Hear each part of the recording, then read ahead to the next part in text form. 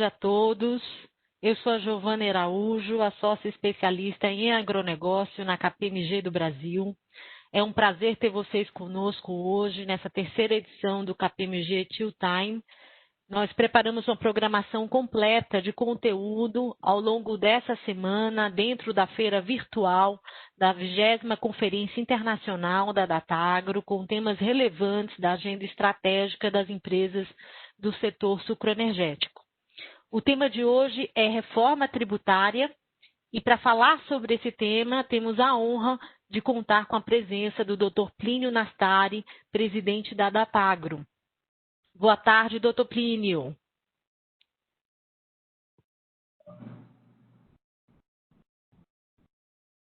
Boa tarde, Giovana. É um prazer estar participando desse KPMG Chill Time no âmbito da 20ª Conferência Internacional da Datagro de 2020.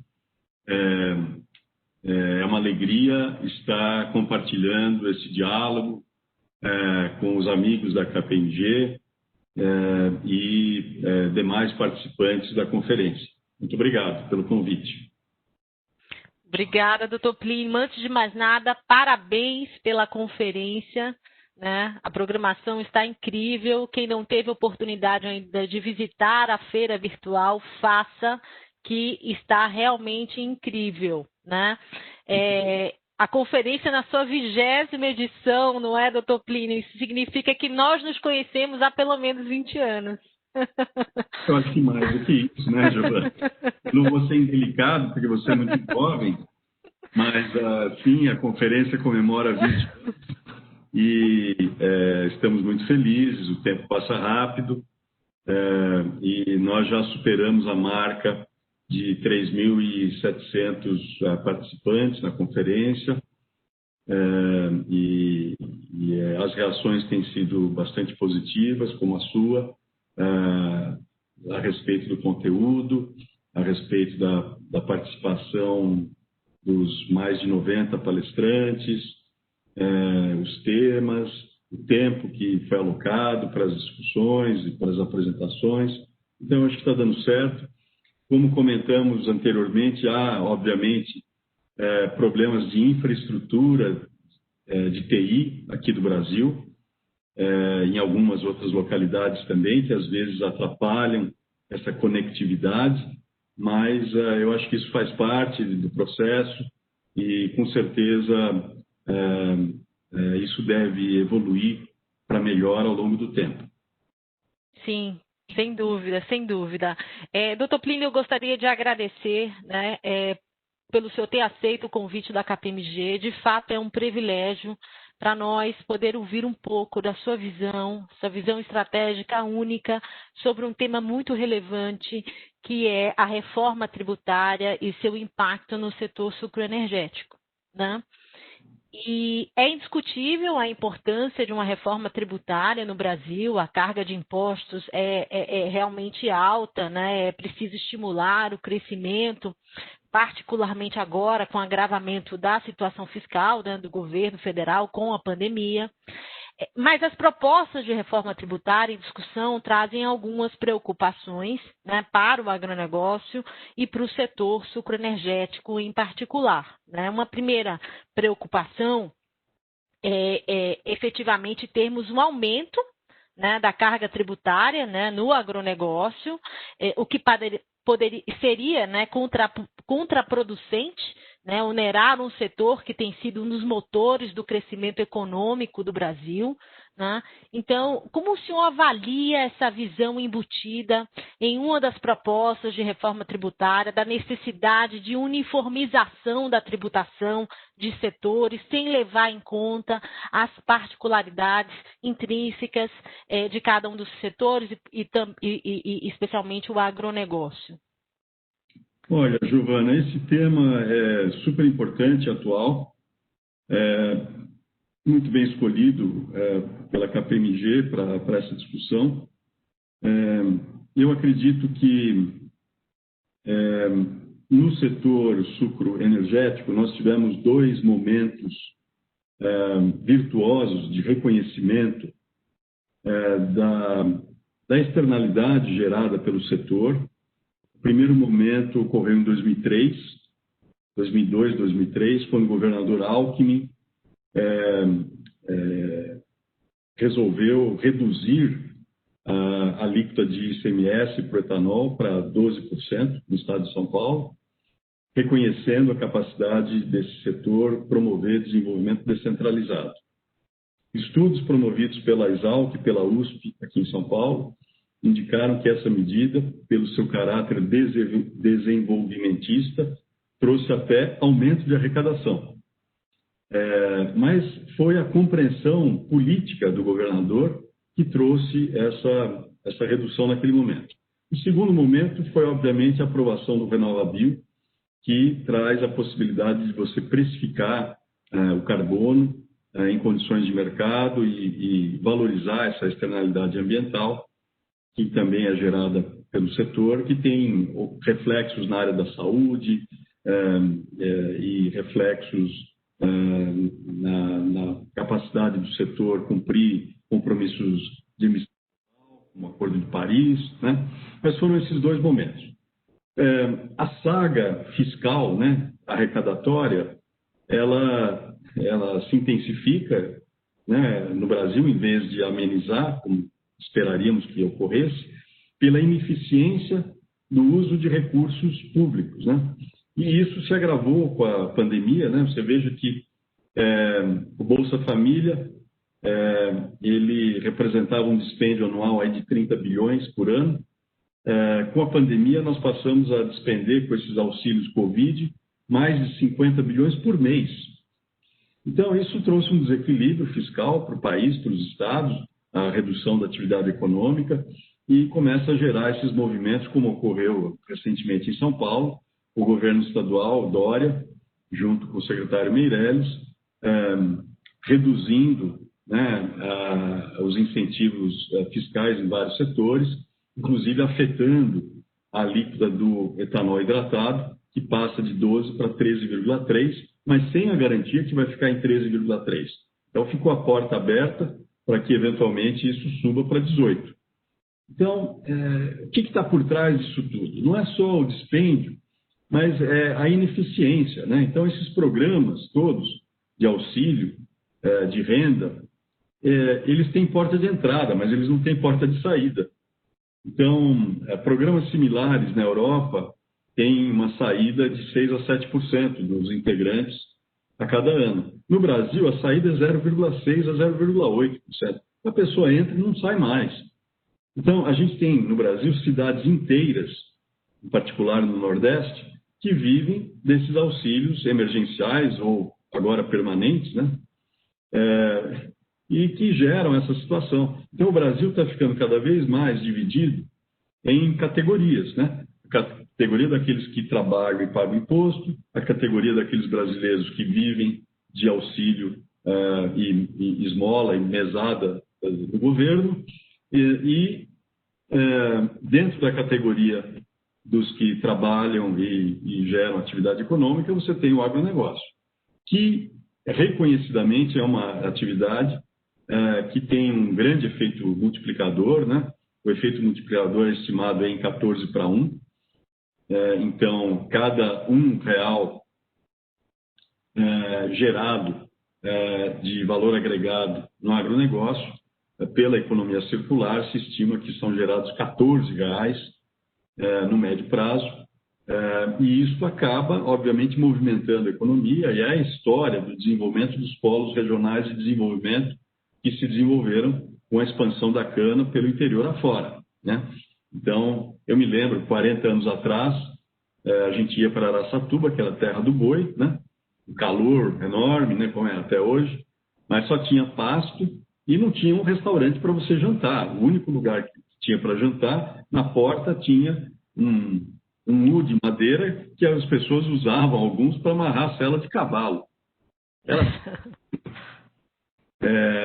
Foi assim que eu fui várias vezes para lá, jantei com o deputado Maluli Neto, que era uma liderança política lá, né, grande amigo nosso, e assim que se desenvolveu a cana-de-açúcar naquela região. E a mesma história de Rio Preto, Ribeirão Preto, Presidente Prudente, e agora, mais recentemente, sul de Goiás, Grêmio Mineiro e Vinhema, no Mato Grosso do Sul, e outras regiões. Então, precisa ter muita compreensão e coragem política para compreender a necessidade de você internalizar no preço de mercado que o consumidor enxerga essa diferenciação tributária, que é o que ocorreu na época do Alckmin, depois foi copiado em outros estados, Paraná, Minas, Mato Grosso, Goiás,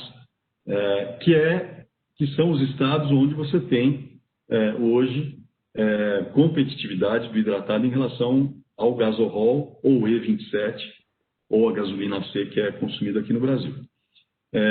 Então, eu acho que precisava se discutir a eficiência da aplicação de recursos no Brasil. E é isso que está faltando, porque é muito fácil discutir, a conta não fecha, então vamos mudar a arrecadação e arrecadar cada vez mais. O que falta no Brasil é essa discussão sobre a regra de saída desses programas, porque ao invés de você dar o peixe, você tem que ensinar o sujeito a pescar. Então, tudo bem, você cria esses programas, mas tem que haver capacitação de mão de obra, você tem que fazer com que a pessoa tenha a perspectiva de sair do programa, né? E tem que ter uma graduação, eu acho, para que a pessoa esteja estimulada e ela saber que esse auxílio não vai durar para sempre, porque vai chegar uma hora que não vai ter dinheiro mais para sustentar isso e vai acabar. Então, para evitar esse tipo de coisa, era muito importante essa discussão sobre a eficiência da aplicação de recursos. E a gente vê muito pouco discussão nesse sentido. Que vai haver transformação, provavelmente é inevitável, porque dentre essas inúmeras propostas aí de reforma tributária parcial ou preliminar, do jeito que está ocorrendo, a gente já tem essas propostas de criação do CBS, que pode virar IVA, mas essas propostas elas vão implicar num esforço de reeducação dos formuladores de política, tanto a nível do Poder Executivo quanto Legislativo, sobre a importância de você preservar algumas diferenciais de alíquota que são fundamentais. E uma delas é o diferencial de alíquota do caso dos biocombustíveis, do etanol em particular, que, se não for preservado, pode gerar perda de competitividade para os biocombustíveis, redução do consumo no mercado doméstico, com implicações muito grandes a respeito de mix de produção, a respeito de realização de preços. Então, sem dúvida, uma discussão urgente, quiçá a mais urgente do setor supraenergético nesse momento. É muito interessante ouvir o senhor falar, doutor Plínio, porque toda uma história foi construída até aqui, né? E quando a gente olha para o futuro, né? Uma parte importante do crescimento do setor vem de novas fronteiras agrícolas, né? Onde existe essa diferenciação tributária, né? Reconhecendo, né, toda essa externalidade positiva do etanol. Então, é um olhar tanto para trás de preservar o que foi construído, que é um ativo, né? Fenomenal, e também um olhar para frente, né? De permitir, né, esse crescimento, inclusive vindo dessas novas fronteiras que vão ter uma contribuição importante, seja etanol de cana, seja etanol de milho, nesse futuro, nesse crescimento de oferta no futuro, né? Sem dúvida. Você sabe, Giovana, do ponto de vista físico, né, essa expansão nas novas fronteiras a que você corretamente se referiu, ela ocorreu em grande parte sobre pastagens degradadas, né? Que geravam muito pouca renda, né? A renda anual de uma pastagem média aqui no Brasil é da ordem de 800 a 1.000 R$ 1.050 por hectare. A renda com o milho é da ordem de R$ 3.000 a R$ 3.500 por hectare. A renda com soja, dependendo da produtividade, de 5 a 6 mil. Então, quando você tem a sorte de poder aplicar a janela de plantio, né? Esse ano essa janela está complicada porque ficou muito seco, muito tempo, mas quando você consegue plantar soja e milho, você tem, portanto, uma renda somada aí da ordem de R$ 9.500 por hectare. O setor de açúcar e álcool gera uma renda de R$ 11 a R$ 12.500 por hectare. Mas essa renda toda ela é distribuída por uma cadeia de emprego muito mais extensa do que a cadeia de emprego de todas as outras atividades, pecuária, milho, soja. Você prega muito. Então, é uma renda que é distribuída para serviços que são pagos, né, na forma de salários, de prestadores de serviços, para uma cadeia extensa dentro da economia. E é isso que gera a economia circular. Então, daí é que tem esse movimento todo, e por isso que arrecada tributo também. Só que, quando você vai para uma área de expansão, em pastagem degradada, o solo ainda é um solo pobre. E já é reconhecido e conhecido que a cana constrói solo, né? Porque ao longo do tempo, a cana é capaz de aumentar de forma significativa o conteúdo de matéria orgânica no solo.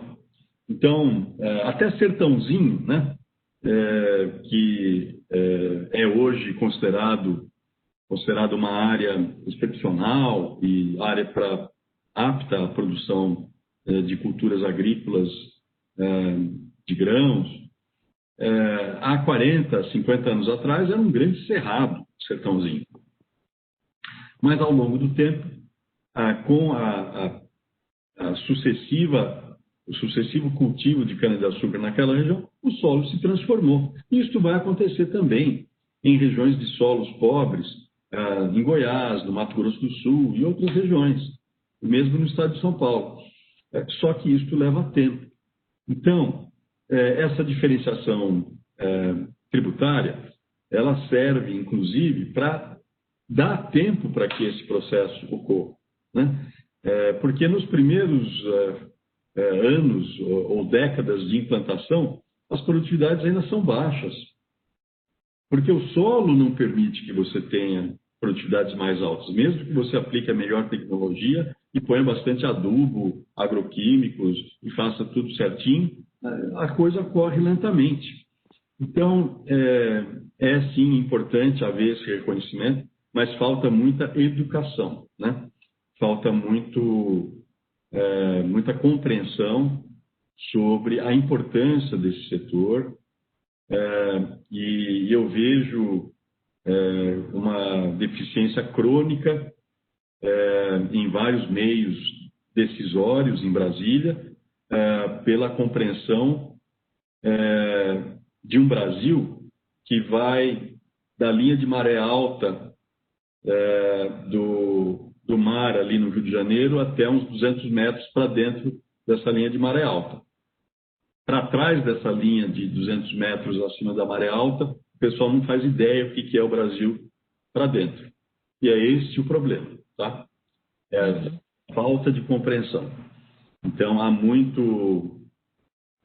ideia preconcebida, muita falta de conhecimento a respeito da importância para a economia desse setor que é tão estratégico e que, na verdade, carrega o Brasil nas costas hoje, porque quando se fala em participação do agronegócio no PIB, os dados oficiais aí falam em 24%, 25%. Só que nessa conta não se inclui as máquinas e os implementos agrícolas, não se inclui os agroquímicos, não se inclui todos os serviços prestados para a área agrícola. Pega lá da Faria Lima, quanto por cento das lajes e dos escritórios estão relacionados a atividades diretamente ou indiretamente relacionadas ao agro. Isso tudo não está contabilizado. Então, na nossa cabeça aqui na Datagro, a gente estima que a participação do agro no PIB nacional é da ordem de 35% a 36%, e não de 24%. Muito bom. É interessante, e pegando um gancho, doutor Plínio, em relação a essa questão da necessidade de educação, né, e voltando a essa questão do que está colocado aí, do ponto de vista de reforma tributária, e é uma evidência muito clara, exatamente do que o senhor falou agora, que e aí olhando agora o açúcar, né, que é essa visão da desoneração da cesta básica, né? Então, os produtos da cesta básica, entre os quais o açúcar, né, se beneficiam dessa redução da base de cálculo de ICMS, né, e existe uma leitura que está se consolidando, né, nessas propostas de que os benefícios dessa desoneração poderiam ser maximizados através da transferência direta de renda, né, e não via a desoneração da cesta básica, né. E aí, quer dizer, eu queria aí também, olhando agora na ótica do açúcar, né, ouvi-lo, né, sobre essa perspectiva. Mas, Giovana, é até compreensível, né? Para o político é muito fácil, né? Relacionar, ou é mais vantajoso do ponto de vista de estratégia política, ele dar o vale para o seu eleitor e criar essa relação, né, de dependência, do que ele criar medidas eficazes que imputam esse tipo de auxílio de forma automática em condições de mercado, né? Então, a gente precisa compreender que isso ocorre até por uma motivação política, né? Infelizmente. E há uma discussão. Eu gostaria que a imprensa fosse mais atenta e houvesse mais discussão a esse respeito. Infelizmente, isso não acontece. Uhum. De fato, né? E então, olhando sobre a ótica do etanol, olhando sobre a ótica do açúcar, duas preocupações claras. Agora, olhando sobre a ótica da dinâmica da reforma em si, né? Uma outra preocupação que a gente tem debatido bastante aqui internamente é o ressarcimento de créditos acumulados, né? Existe uma dúvida no setor hoje, né? Qual será o tratamento dado a esses créditos acumulados em um novo regime tributário, né? E dentro de uma perspectiva mais ampla, uma preocupação aí como harmonizar esse regime antigo com o novo regime, né? E aí eu queria também ouvir do senhor como é que o senhor avalia essa questão. Esse é um nó que é super importante, é uma pendência, né? E é um crédito que o setor tem acumulado, que precisa ser adequadamente endereçado e resolvido, né? Então, eu acho que uma reforma tributária, para uma reforma completa, de verdade, ela tem que endereçar, com certeza, o equacionamento do uso desses créditos, que são legítimos e que precisam ser endereçados para que a reforma tenha credibilidade. Senão vai agravar aquele abismo que existe entre aquele pedaço do Brasil que trabalha e procura ser cada vez mais eficiente para sobreviver e aquele outro Brasil que vive de esmola, que vive de renda, de denominações que mudam a cada 4 anos, de acordo com o ocupante do posto, seja a nível estadual ou a nível federal. De fato. E olhando, quer dizer, a gente tem olhado muito sobre a perspectiva, né, das nossas preocupações, evidentemente é a primeira coisa que nos chama a atenção. Tem algum ângulo, doutor Plínio, do ponto de vista de oportunidade, né? Tem algum ângulo dentro da reforma que o senhor goste, que o senhor acha que possa ser um caminho interessante para o setor? Quer dizer, olhando agora pelo outro lado, tem algum elemento que possa trazer benefícios para o setor dentro do que está colocado aí? Olha, eu acho que, no fundo, hoje nós vivemos uma torre de Babel, né? Nós temos 27 estados na federação, nós temos 27 políticas fiscais, né, o que cria uma bagunça tributária muito grande. Há questões tributárias ainda não bem resolvidas, né, a respeito de responsabilidade.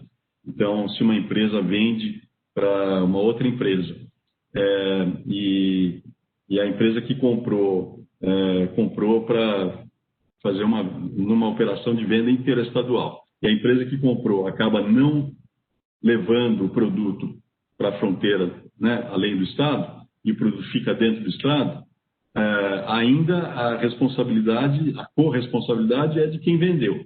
O que é meio absurdo, porque quem vendeu, depois que vendeu, o cara pagou, retirou a mercadoria, como é que o cara vai controlar? Mas ele ainda é responsável, e se o fisco descobrir que o produto não passou a fronteira do Estado, ficou dentro do Estado, a empresa que vendeu fica responsável também e autuada para pagar essa diferença tributária. Então, tem umas coisas, tá certo, aqui no Brasil, que são exageros, que precisam ser resolvidos, né? Então, da mesma maneira que precisa ser respeitado o crédito acumulado, precisa ser definido claramente a responsabilidade e a punição a quem deve ser atribuída a punição. Então, há problemas sérios, mas eu confio, eu sou otimista e eu confio que essas coisas poderão ser resolvidas com uma discussão séria no Congresso. Há muitas pessoas que criticam o presidente da Câmara, Rodrigo Maia. Eu, sinceramente, acho que ele é um esteio de estabilidade dentro do Brasil.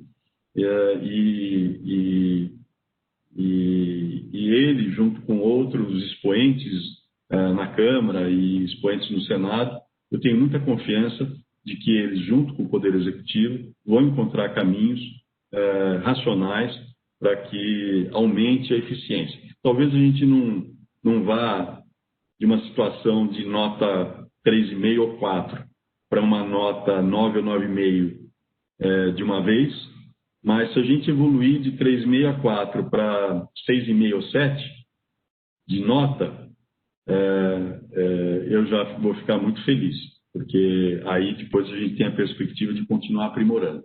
E eu acho que com brasileiros inteligentes e com espírito público,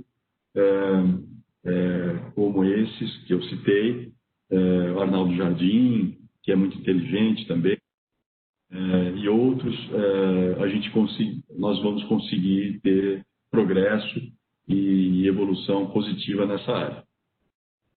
Sim, e tem um aspecto positivo, que existe uma pressão, né, para que essa discussão acontecesse ainda esse ano, né, e, enfim, não tem como, né, já estamos no final do ano e nos deixa um pouco mais tranquilos que essa pauta fica para o próximo ano, para que dê tempo, de fato, para que toda essa educação necessária seja realizada, né, doutor Plínio, pelos experts, né, e para a gente preservar.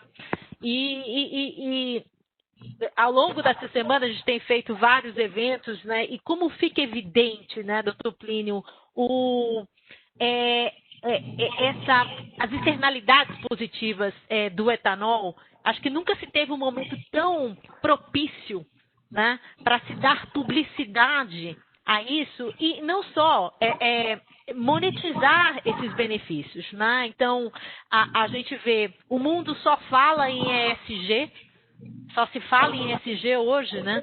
E eu não vejo um setor que tenha tanto vocação ambiental como o setor sucroenergético, né? Que tem um impacto social também tão relevante, né? E, portanto, o mundo está colocando a agenda ESG na pauta de prioridades. Existe um caminhão de recursos, né, disponíveis para financiar pautas socioambientais, e do lado a gente tem um setor que é intensivo em capital, mas com uma vocação socioambiental muito grande. Então, eu nunca vi um momento tão propício, né, para se fazer esses casamentos, né, e realmente estimular o setor de açúcar e etanol e esse crescimento, né?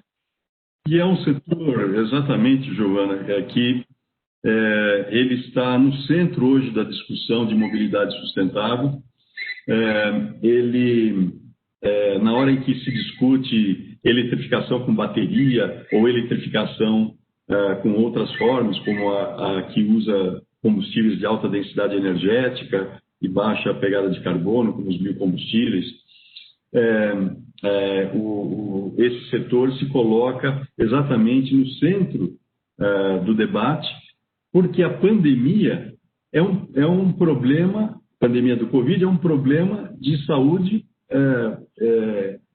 pulmonar, né? Relacionado à qualidade do ar, que é um benefício que o setor tem entregado para a sociedade sistematicamente há mais de 40 anos. E, felizmente, existe já bastante comprovação científica a respeito desses benefícios. Nós estamos tratando disso na conferência da DATAG desse ano, né? Tivemos um painel muito interessante com a participação do professor Paulo Saldiva e da presidente da CETESB, a Patrícia Iglesias, coordenado pela Teca Vendramini, da Rural. E a gente observa, né, os nossos palestrantes da Tailândia, da Índia, todos já vocalizando a intenção de aumentar a produção e o uso de etanol em seus mercados, e isso ocorre de forma cada vez mais intensa. Então, é aquilo que a gente tem falado e que está no vídeo que nós produzimos para a conferência, né? O etanol, ele não tem barreira técnica à entrada. Não estamos falando de uma tecnologia que seja desconhecida, né? Então, ele é replicável por esse motivo, ele é escalável, então você pode produzir pouquinho, como você pode produzir um montão, né? Ele é facilmente transferível para outras geografias, então ele se aplica à América Latina, América do Sul e Central, ele se aplica à África, ele se aplica a vários países da Ásia, ele está indo muito bem, né, em vários locais, Brasil, Estados Unidos. Os europeus, sinceramente, seria muito melhor para a Europa, ao invés de importar carvão e gás natural da Rússia e gerar eletricidade com essas fontes fósseis e dizer que está limpando a sua matriz com carros elétricos, mas que usam energia de origem fóssil, seria muito melhor para os europeus se eles, ao invés de importar carvão e gás natural, fóssil, importassem etanol das suas ex-colônias da África e da Ásia, né? E criassem um mercado de biocombustíveis, de bioenergia na Europa, que desse, inclusive, espaço para o produtor europeu participar. Então, não é isso que a gente vê. Ao contrário, fecha uma fábrica atrás da outra, de açúcar de beterraba na França, na Alemanha, porque eles estão restringindo e tornando cada vez mais difícil aos produtores agrícolas produzir bioenergia na Europa. Então, eu vejo com tristeza isso. Isso tudo é ideológico, porque não é científico. Porque se eles estivessem utilizando os dados reais e as réguas de medir corretas para avaliar emissões veiculares e emissões da queima de energia para transportes, eles estariam vendo que não há dúvidas de que esse caminho que nós estamos preconizando é melhor, né? E promove desenvolvimento. Então, ao promover desenvolvimento na África, você resolve o problema da crise dos refugiados. As pessoas não vão mais querer se jogar num barco no meio do Mediterrâneo para ir para Lampedusa ou para a Itália, porque você gerou renda, as pessoas preferem morar nos seus países. Eles não moram porque não tem emprego, não tem atividade econômica. Então, e aí se perpetua essa dependência energética em vários países. Então, é muito ideológica essa discussão, muito hipócrita em alguns momentos, porque na Europa se condena o que é rotulado como biocombustível de primeira geração, a favor do de segunda geração, mas na Alemanha, por exemplo, você tem 2 milhões de hectares com milho que viram silagem para produzir biogás a partir de silagem de milho. que é a primeira geração. A maior produção de etanol na Europa advém de etanol de trigo, não é nem de beterraba nem de milho, de trigo. E o etanol de trigo tem uma produtividade agroindustrial de 1.800 a 1.900 litros por hectare, quando o etanol de beterraba na Europa tem uma produtividade parecida com a de cana, que é de 7.000. Sabe, tem umas coisas assim de hipocrisia nessa discussão enormes, porque eu acho que falta informação. A função nossa da Datagro, a gente entende que é educação, é falar, explicar, e através dos trabalhos de consultoria que a gente faz, orientar também investidores para linhas de compreensão das realidades que sejam as mais corretas para direcionar os seus investimentos e as suas aplicações. Que eu acho que é a mesma linha da KPMG também. Também. Né? Tem uma informação que o senhor sempre coloca nos seus eventos, né, que são sensacionais, e que e eu sempre repito ela, né? Que é comparando, né, todo o ciclo do produto, né, a energia do ciclo do produto com avaliação o carro, do ciclo de vida, claro. Do ciclo de vida com o etanol versus o carro elétrico tradicional, né, como ele é posto lá fora. Claro. Né? E é impressionante, porque estamos de fato num mundo de percepções, né? E a educação para dominar as narrativas, ela é fundamental cada vez mais o mundo é dominado por percepções. Então a gente precisa insistir na educação, não tem jeito, né? Claro. E eu vejo trabalhos que são realizados por várias empresas, né? Prestadores de serviço, que são todos iguais, tudo pasteurizado, né? Então, todo mundo preconizando a mesma solução, mas sem endereçar esses problemas fundamentais. Eu fui representar o Brasil, porque, como é sabido, né, nesses últimos 4 anos fui membro do CNPE, e eu fui representar o Brasil nessa convenção extraordinária do clima que aconteceu em Nova York em setembro do ano passado. E lá nesse evento, em maio do ano passado, nós nos reunimos com os representantes da missão permanente da Dinamarca e da Etiópia, que foram designados pelo secretário-geral da ONU para organizar esse evento. E ficou combinado que o Brasil iria apresentar a sua proposta e a sua visão de mobilidade sustentável e a sua proposta de regulação, que é o RenovaBio. Estava tudo combinado. Bom, depois foi passando o tempo, tal. Eles acabaram não abrindo espaço para o Brasil fazer a apresentação. Mas, ainda assim, nos convidaram para estarmos presentes lá e ouvir isso. E eu fui lá, era o único brasileiro, e aí a abertura foi feita pela primeira-ministra da Dinamarca, Mette Frederiksen. E aí ela abre muito viva, muito inteligente, falando, olha, até 2025 nós vamos descarbonizar 100% da matriz energética da Dinamarca, mas a gente vai fazer isso com energia eólica. E nós acreditamos que essa é a solução e nós não queremos deixar ninguém para trás. Eu olhei aquilo ali e falei, mas não é possível. Porque nada contra a eólica, só que a eólica é intermitente. Você precisa ter o backing de uma energia firme para complementar a energia intermitente. Isso funciona para a Dinamarca por 2 razões. Primeiro, porque a Dinamarca tem um consumo de energia muito pequeno, né? O consumo de energia da Dinamarca é menor do que o da planta da BASF às margens lá de Frankfurt, né? Então, veja só, toda a Dinamarca consome menos energia que a BASF lá em Frankfurt. E segundo motivo, porque ela está com o backing de toda a energia térmica fóssil da Alemanha e da Suécia ali dando suporte para aquela atividade. Então, sim, a Dinamarca tem um caso especial, ela consegue fazer isso.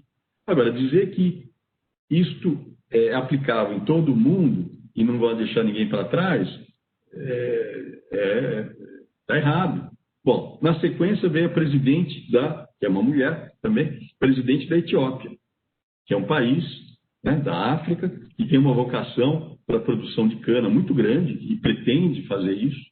E aí a presidente da Etiópia fala assim, E nós vamos fazer a mesma coisa que a Dinamarca. Nós vamos descarbonizar a nossa economia com eólica, só que tem um problema, a gente só tem dinheiro para fazer 3% do investimento. Então, a gente espera receber os outros 97% de doações.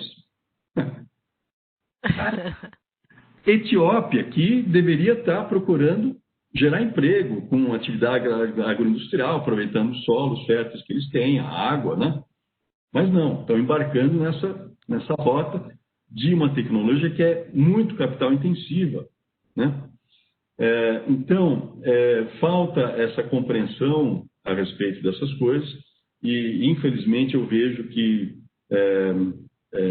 a gente precisa ainda escrever muito para fazer com que as pessoas compreendam a importância do que está acontecendo aqui no Brasil. E eu espero que os formuladores de política pública aqui no Brasil compreendam a importância do que o Brasil tem, porque não tem país que tenha conseguido fazer o que o Brasil conseguiu até agora, né?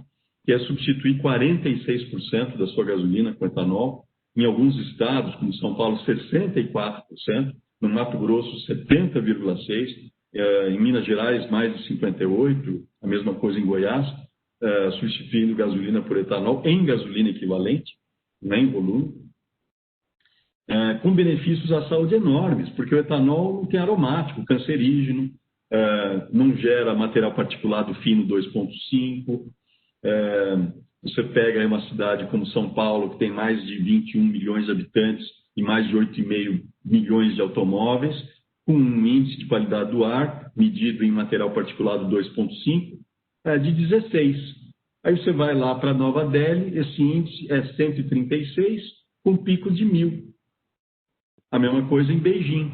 Então, as 50 cidades mais poluídas do mundo têm índices de qualidade do ar aí entre 80 e 136.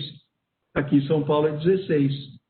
Então, isso significa o quê? Que a gente está economizando, segundo estimativas aí do Saldiva, uns 380 milhões de reais por ano em internações que são evitadas, né? Porque as pessoas não ficam doentes, você tem menos falta no trabalho, você tem menos morbidade, mortalidade, só que falta esse reconhecimento. Então, é um trabalho que precisa ser feito e a gente está lutando para fazer com que isso avance e isso seja reconhecido cada vez mais. Excelente, doutor Plínio.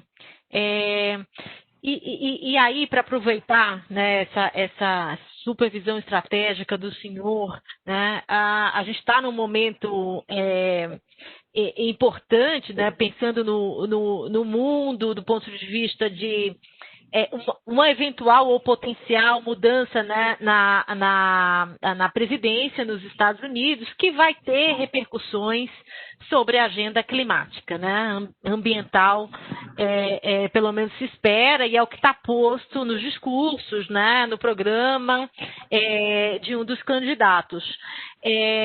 E aí, quer dizer, isso até um dos candidatos falou de forma aberta em um dos debates, né, que é esse desejo de acelerar a transição energética, né? E aí, quer dizer, quando a gente olha o setor que tem toda essa vocação ambiental, fica um pouquinho, a gente ainda está, de certa forma, atrelado, né, ao fóssil, porque a gente a gente ainda tem, né, uma adição, né, ao fóssil, e ao mesmo tempo tem todo um universo de oportunidades com o hidrogênio, com a mudança da mobilidade.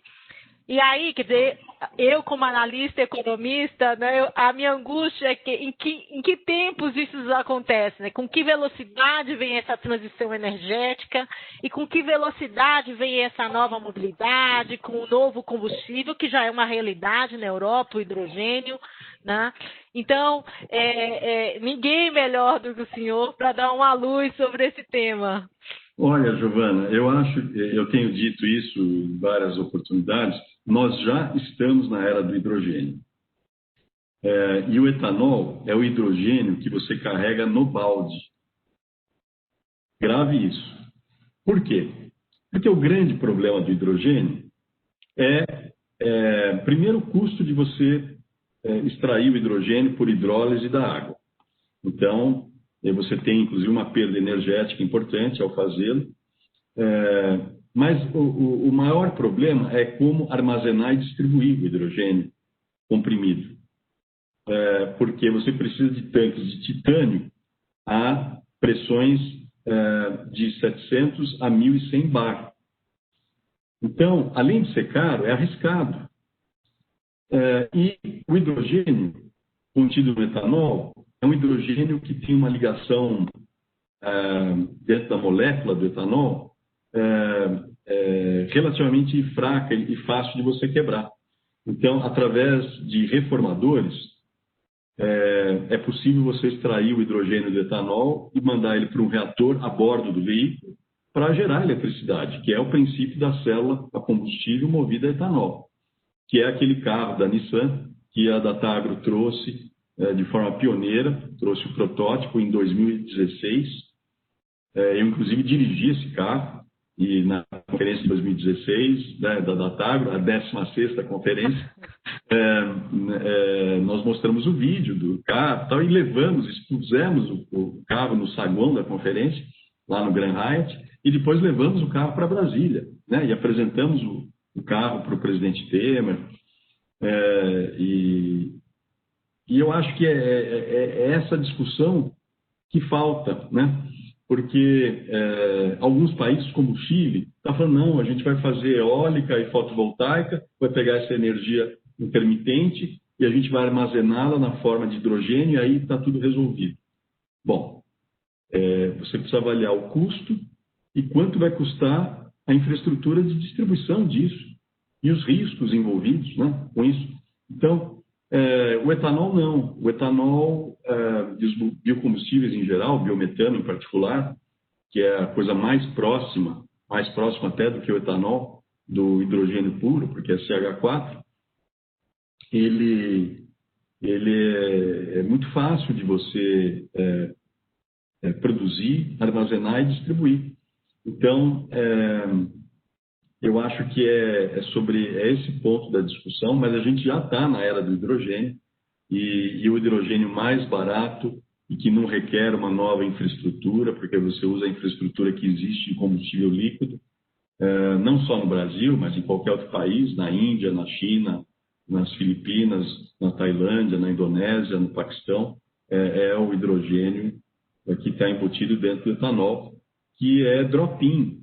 Amanhã você coloca ele misturado na gasolina.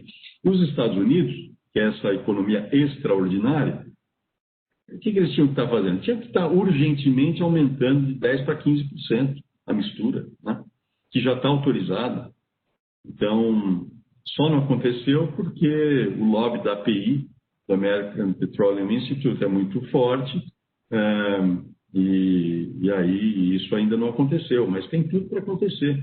E eu espero que em breve isso aconteça, em qualquer administração que vença as eleições da próxima semana, porque no meu histórico de convivência com os americanos, e é longo, né?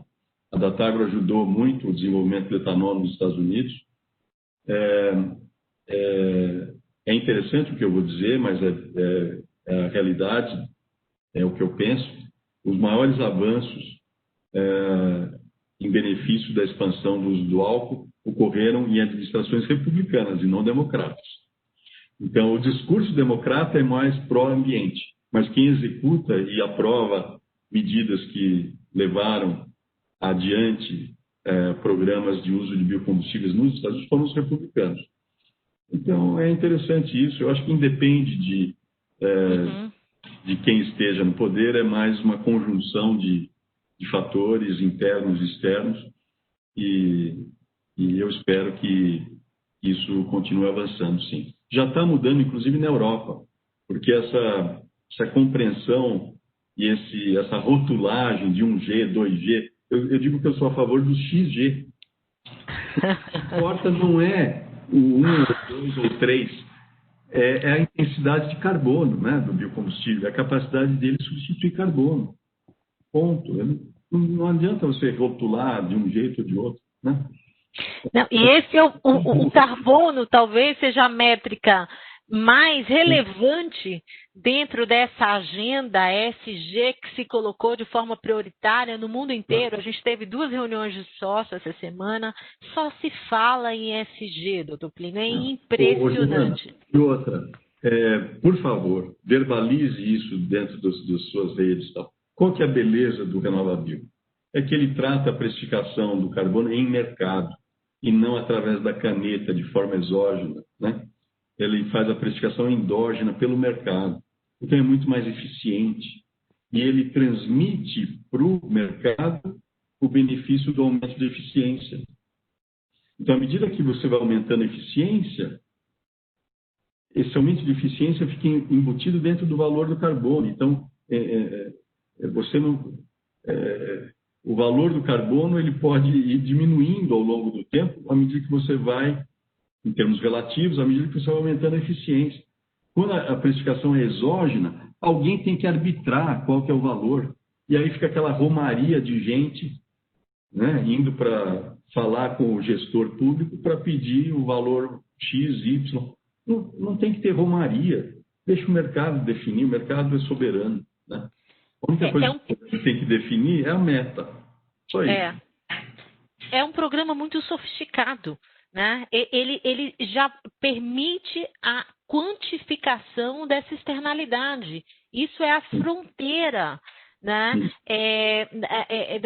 Da abordagem, né? Das externalidades socioambientais, na minha visão. Então, eu sou entusiasta do programa e muito feliz e sei que o senhor é um dos grandes responsáveis por esse programa, porque, né, eu vou dizer para você uma coisa. Na COP 21, em Bonn, que na verdade era a COP Fiji, né? Mas não foi em Fiji, eles fizeram em Bonn. Em novembro de 2017,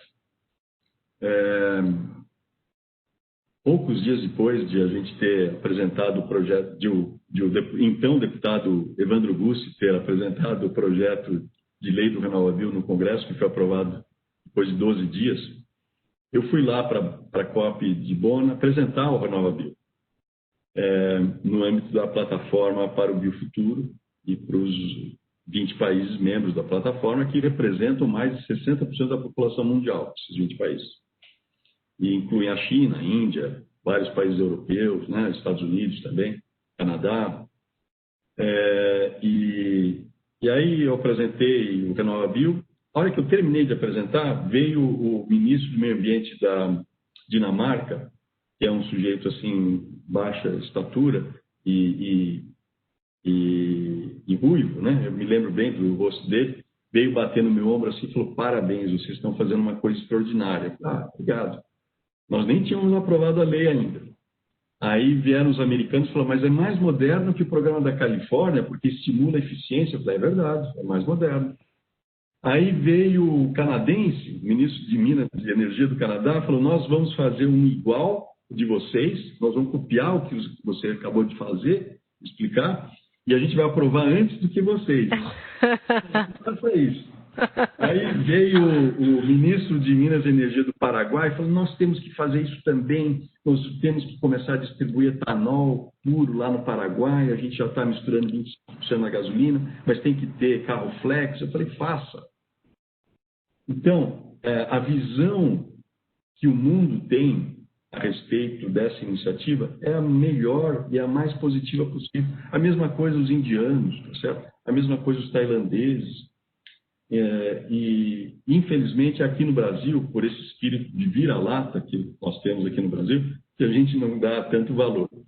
Mas é uma coisa assim, que foi um advento, né? Aprovar no Congresso em 12 dias e no Senado em 14 por aclamação, foi uma coisa assim que eu acho que não teve projeto de lei que teve tanta adesão, aprovado por 299 a favor e 9 contra só na Câmara. Mas por quê?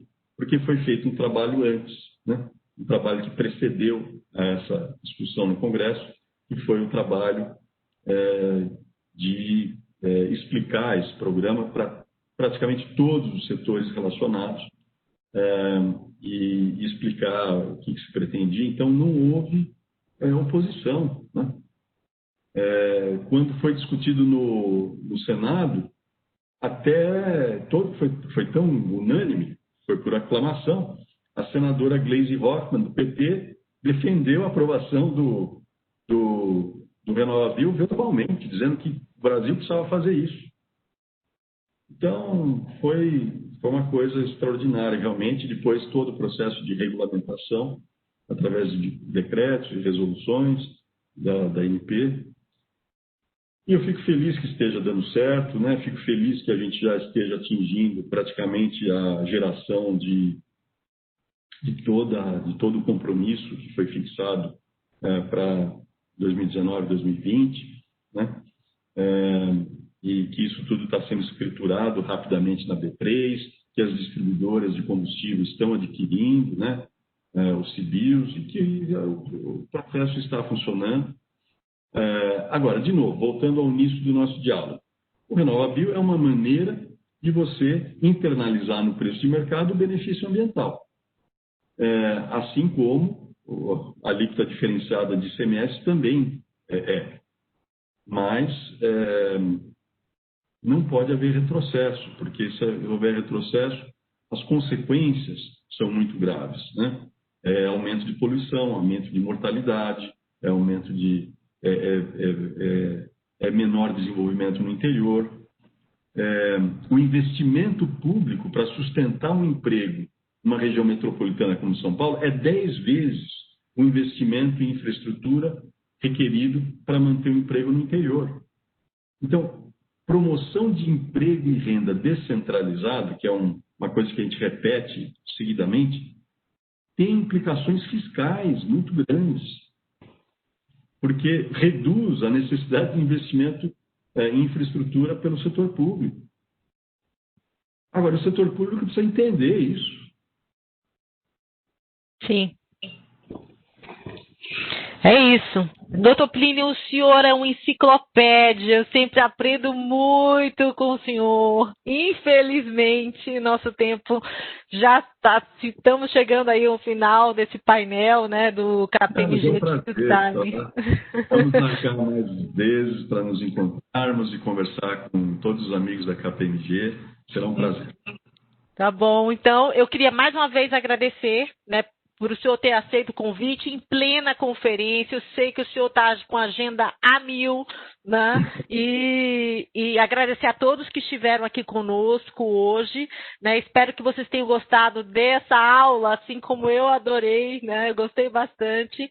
E daqui a pouco tem mais programação da KPMG dentro da agenda da conferência da Datagro, agenda da feira, né? Então, junte-se a nós, né? E até daqui a pouco. Boa tarde, doutor Plínio. Obrigada mais uma vez. Foi um prazer. Muito obrigado pelo convite, Giovana. Ficamos à disposição. Obrigada. Um abraço. Um abraço.